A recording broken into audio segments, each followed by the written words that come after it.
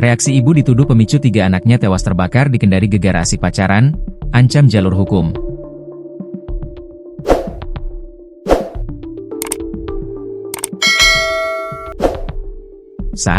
Ibu 3 bocah yang tewas kebakaran di Kendari, Sulawesi Tenggara, meradang imbas anak-anaknya tewas kebakaran. Diketahui, dalam kebakaran tersebut AZP, 1, dan ANP, 2,5 tahun, tewas di lokasi kejadian. Sementara 2 balita lain, An, 2,5, saudara kembar ANP dan kakaknya S, 4, sempat diselamatkan tetangga dan dilarikan ke rumah sakit. Namun, An meninggal sehari setelah kejadian. Sementara S kini dikabarkan masih dalam perawatan. Diketahui, korban tewas kebakaran saat sang ibu asik berpacaran. Baru-baru ini, lewat Facebook miliknya Sa menanggapi warganet yang gregetan dengan tingkah lakunya meninggalkan 4 anak balita untuk berpacaran. Kok bilang kok pergi di MCD beli makan buat mereka? Kok ingatkah kata kasar yang keluar dari mulutmu kalau anak-anak minta makan? Tidak harus pergi beli, ada itu pacarmu suruh atau kok kurirkan saja itu makanan, tulis akun Facebook Jean.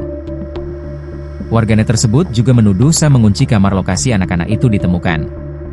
Apa alasannya sampai-sampai kok kunci mereka di dalam kamar? Terus kenapa cowok-cowok yang tak hambur lari dalam rumah MU siapa memang itu ada apa yang mereka bikin di dalam rumah? Tulisnya. Menanggapi tuduhan tersebut, Sa buka suara seolah tak mau disalahkan. Sampai bertemu di jalur hukum, tulis akun Facebook Siska Amelia. Kini postingan tersebut sudah menghilang. Bahkan ia pun sudah menghapus akun media sosial TikTok-nya. Sebelumnya, viral pengakuan balita S yang mengungkapkan awal mula terjadinya kebakaran. Dalam video yang direkam seorang wanita di rumah sakit, tampak korban terbaring telungkup di atas ranjang rumah sakit dengan tubuh dipenuhi balutan perban akibat luka bakar. Suara wanita dalam video tersebut menanyakan sumber api kepada balita 4 tahun ini. Siapa yang main api?